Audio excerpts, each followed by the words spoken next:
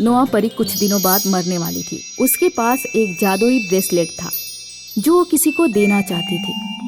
मरने से पहले मैं अपना ब्रेसलेट एक ऐसे इंसान को देना चाहती हूँ जिसका दिल दया, सच्चाई और ईमानदारी से भरा हुआ हो, जो बुरा काम करने का मौका मिलने पे भी बुरा काम ना करता हो।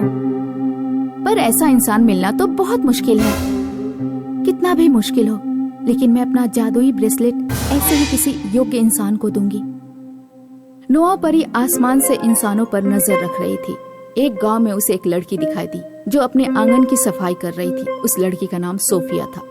नोआ परी ने देखा कि सोफिया ने अपने आंगन में गिरे सूखे पत्ते साफ करने के बाद पड़ोसी की आंगन की सफाई की। पड़ोसी के आंगन में उसे एक सोने की अंगूठी मिली।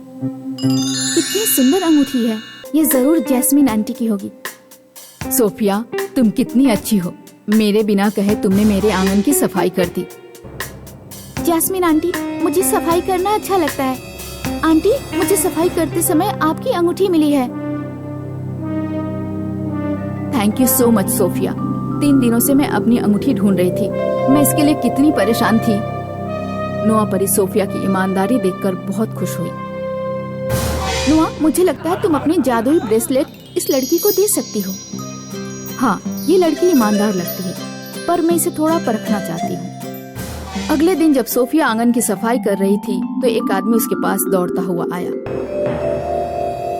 बेटी, चोर मेरे पीछे पड़े हैं। तुम मेरा बैग कुछ समय के लिए संभाल कर रख लो, मैं इसे कल वापस ले जाऊंगा। आदमी सोफिया को बैग देकर चला गया। ओफो, ये बैग तो बहुत भारी है। सोफिया किसी तरह बैग को घर के अंदर लेकर गई, लेकिन बैग उसके हाथ से छूटकर गिर गया। बैग से निकलकर ढेर सारे सोने के सिक्के, हीरे जवाहरात धरती पे फैल गए। सोफिया ने सारा सामान बैग में दोबारा भरा और अगले दिन आदमी को बैग वापस कर दिया। सोफिया चाहती तो बैग से कुछ सोने के सिक्के चुरा सकती थी, लेकिन उसने ऐसा नहीं किया। वो आदमी जो सोफिया को बैग देकर गया था कोई और नहीं बल्कि नोआ परी ही थी, जो रूप बदलकर सोफिया के पास आई थी। मैं परी हूँ नोआ, तुम सच्ची और ईमानदार लड़की हो, इसलिए मैं तुम्हें जादुई ब्रेसलेट देना चाहती हूँ। तुम अपना ब्रेसलेट अपने पास ही क्यों नहीं रख लेती? क्योंकि मैं मरने वाली हूँ। क्या परियां भी मरती हैं? हाँ, हमारी उम्र 1000 साल होती है। उसके बाद हम पृथ्वी पर किसी पक्षी का जन्म लेते हैं। मेरे पास ज्यादा समय नहीं है। इस ब्रेसलेट को अपने हाथ में पहनकर अगर तुम किसी बीमार को छूओगी तो वो स्वस्थ हो जाएगा, और किसी वस्तु को छूओगी तो वो सोने की बन जाएगी। उम्मीद है तुम इसका अच्छा इस्तेमाल करोगी। सोफिया ने ब्रेसलेट पहनकर अपने गांव के जितने भी बीमार लोग थे उन्हें स्वस्थ कर दिया, और गरीब लोगों की कोई एक वस्तु छूकर गरीब लोगों को समृद्ध बना दिया। एक बार देश के राजकुमार ने अपने राज्य में गांव और शहरों के लोगों के स्वास्थ्य का सर्वे कराया। सोफिया के गांव बटरलैंड के सारे लोग स्वस्थ और आर्थिक रूप से समृद्ध पाए गए। राजकुमार को यह जान के बहुत हैरानी हुई थी कि उनके राज्य में एक ऐसा गांव भी है जहां के सारे लोग स्वस्थ हैं। राजकुमार जेम्स एक आम इंसान का वेश धारण करके गांव पहुंचा और वहां के लोगों से उनके स्वास्थ्य और समृद्धि का कारण पूछा। आंटी जी, जरा ये तो बताइए, आपके गांव में सभी इतने स्वस्थ और समृद्ध कैसे हैं? सोफिया नाम की एक लड़की के कारण हमारा गांव इतना खुशहाल है। उस नेक दिल लड़की ने अपनी जादुई ब्रेसलेट से हम गांव वालों के सारे दुख दूर कर दिए। सोफिया जब राजकुमार के सामने आई तो राजकुमार पहले ही नजर में सोफिया से प्यार कर बैठा। राजकुमार ने अपनी असलियत बताए बिना सोफिया से अपने प्यार का इजहार किया। एकदम से प्यार? कम से कम मुझे जान पहचान का मौका तो दो। जैसी तुम्हारी मर्जी। कल गर्मियों का मेला लगेगा, साथ में घूमने चलोगी? राजकुमार और सोफिया अक्सर मिलने लगे। उनके बीच धीरे धीरे प्यार बढ़ता गया। राजकुमार की माँ रानी मैडलिना को यह पसंद नहीं आया कि राजकुमार एक गरीब लड़की के साथ आम लोगों की तरह घूमता रहे। रानी मैडलिना ने अपने एक वफादार नौकर से सोफिया के बारे में सारी जानकारी निकलवा ली। एक रात राजकुमार जब सोफिया से मिलकर महल लौटा तो रानी ने उनसे कहा, जेम्स, तुम एक गरीब लड़की के साथ घूमकर हमारी नाक कटाने पर क्यों तुले हुए हो? माँ, मैं और सोफिया एक दूसरे से प्यार करते हैं। चालाक सोफिया ने अपने जादुई ब्रेसलेट से तुम्हें वश में कर रखा है। तुम्हें लगता है तुम उससे प्यार करते हो, पर जादुई ब्रेसलेट के काले जादू से उसने तुम्हें अपनी जाल में फंसाया है, क्योंकि तुम राजकुमार हो। ऐसा नहीं है माँ, सोफिया नहीं जानती कि मैं राजकुमार हूँ, और मैंने लोगों से सुना है कि उसका ब्रेसलेट बीमारों को स्वस्थ करने और गरीबों की मदद करने के लिए है। सोफिया अपने ब्रेसलेट को एक बॉक्स में बंद करके सोती है। अगर तुम्हें मेरी बात का यकीन ना हो तो आज रात चुपचाप सोफिया के घर जाओ और ब्रेसलेट के बॉक्स को खोल कर देखो।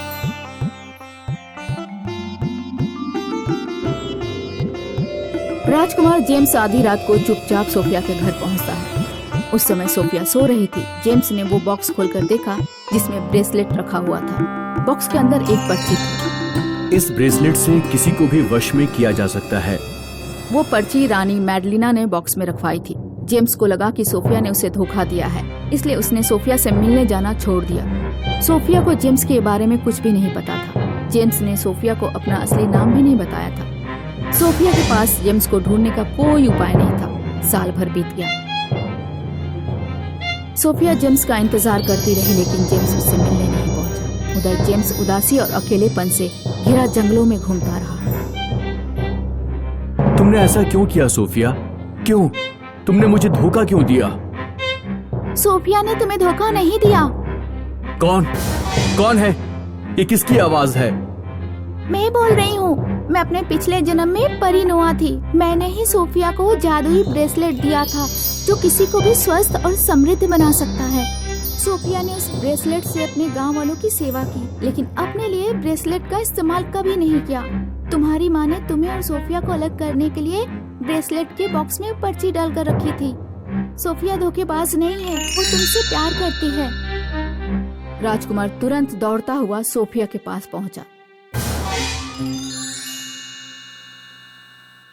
मुझे माफ कर देना सोफिया, मैंने तुम्हें धोखेबाज समझा, पर अब हम दोनों को कोई अलग नहीं कर पाएगा।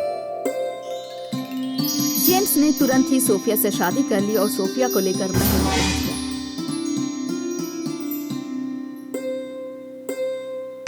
रानी मैडलिना के पास अब सोफिया को अपनी बहू के रूप में स्वीकार करने के अलावा कोई रास्ता नहीं बचा था। जेम्स और सोफिया हमेशा साथ साथ रहने लगे। सोफिया ने जादुई ब्रेसलेट से राज्य के सभी लोगों को स्वस्थ और समृद्ध बना दिया।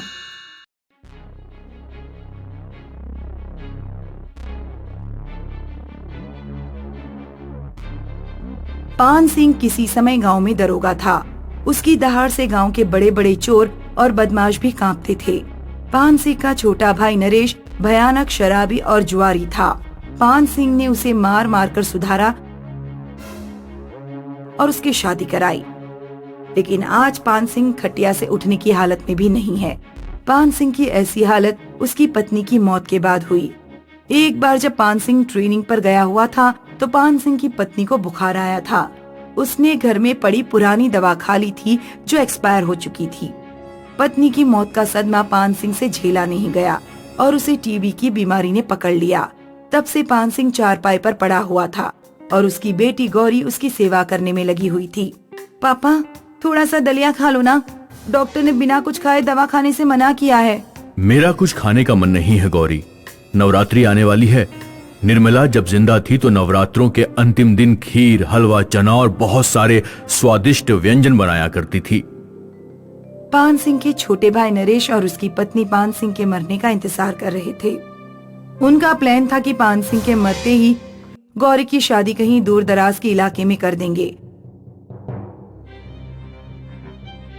फिर पान सिंह की जमीन, प्लॉट और पूरा घर उनके लड़के का हो जाएगा। तुम्हारी भतीजी गौरी तो अपने बाप को मरने ही नहीं देगी। खाना, दवा सबका पूरा ध्यान रख रही है। कुछ उपाय करो ताकि हमारे सिर से ये बला जल्द से जल्द टले। मैं क्या करूं? जितने दिन भैया जिंदा हैं, उतने दिन तो झेलना पड़ेगा। तुम्हें जल्दी किस बात की है? तुम्हारी बुद्धि कतई लद्दड़ है। तुम्हारे भैया के जीते जी गौरी की शादी हुई तो वे शादी में सब अपनी छोरी के नाम कर जाएंगे। फिर तुम क्या उखाड़ लोगे उनका? तुम कहो तो तुम्हारे भैया का मैं इंतजाम कर दूं। तू कैसे उनका इंतजाम करेगी? नरेश की पत्नी ने मेडिकल वाले को कुछ पैसे दिए और मेडिकल वाले से वैसी ही एक्सपायर्ड दवा खरीद ली जैसी पान सिंह की चल रही थी।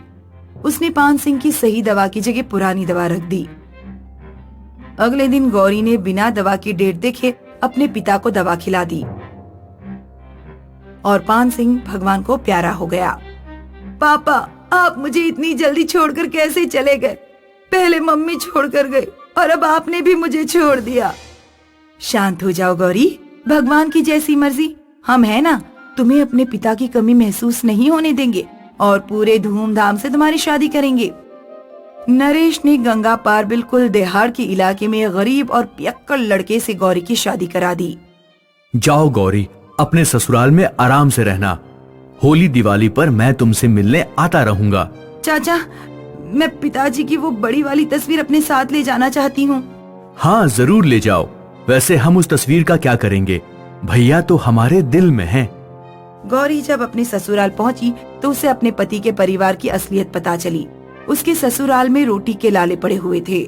जिस दिन गौरी का पति मजदूरी नहीं करता, उस दिन गौरी को चटनी रोटी खाकर काम चलाना पड़ता।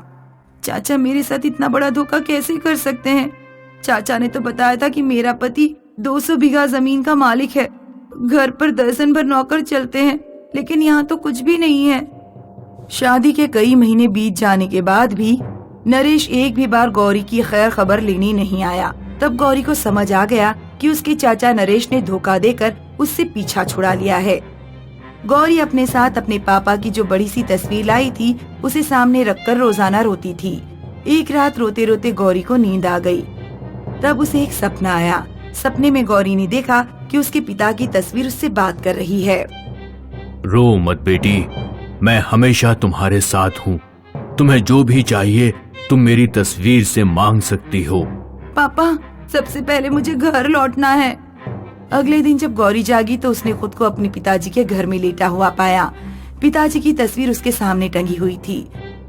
नरेश और उसकी पत्नी गौरी को अचानक घर में देखकर चौंक पड़े। गौरी, तुम यहाँ कैसे आ गई? कौन तुम्हें यहाँ लेकर आया? वाह चाचा, तुम्हारी असलियत अगर मुझे पहले पता लग गई होती तो मैं यहाँ से जाती ही नहीं। इतने गरीब घर में मेरी शादी करके मेरी जिंदगी बर्बाद कर दी और यहाँ पापा की जमीन जायदाद पर अपना कब्जा कर लिया। तुम्हें क्या लगता है इतनी आसानी से तुम मुझसे पीछा छुड़ा लोगे? ये मेरा घर है और जब तक मैं जिंदा हूँ यहाँ की हर एक चीज पर मेरा अधिकार होगा। नरेश अब अपने असली रूप में आ गया। ज्यादा जुबान मत चलाओ लड़की। अब तुम्हारे पापा जिंदा नहीं है जो तुम्हें बचाने आएंगे। लगाऊंगा 2 हाथ तो रोने लगोगी। 2-4 दिन दावत खा लो यहाँ, फिर तुम्हारे पति को बुलाकर तुम्हें विदा कर दूंगा। गौरी अपने घर तो पहुंच गई, लेकिन अपने चाचा का कुछ नहीं बिगाड़ पाई। वो अकेली थी और चाचा का पूरा परिवार था। उस रात गौरी फिर अपने पापा की तस्वीर के सामने रोते हुए सो गई। उसे सपना आया। मांगो बेटी, क्या मांगती हो? पापा, मुझे 7 पहलवान चाहिए जो मेरी रक्षा कर सकें।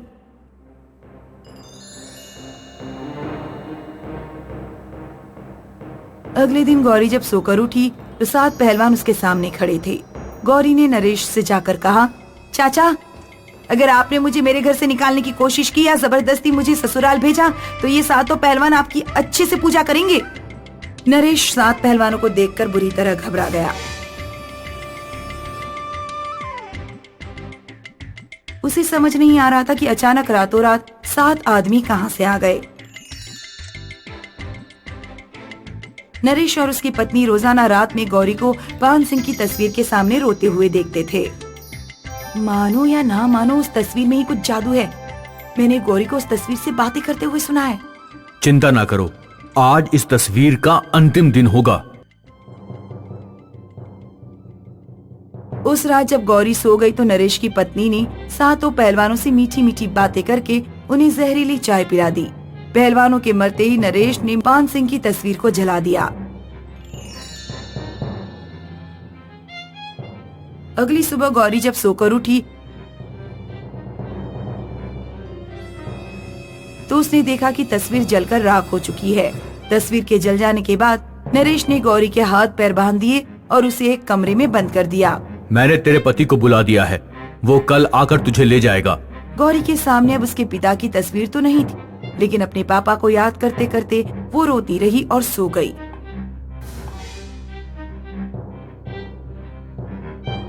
उस रात फिर उसे सपना आया।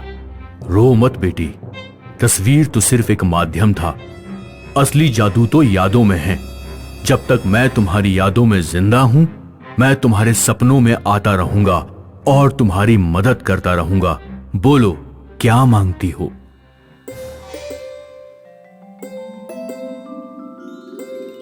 इस बार गौरी ने 7 बंदूकधारियों को मांग लिया। नरेश का परिवार गौरी के घर से ऐसा भागा कि फिर कभी लौट कर नहीं आया।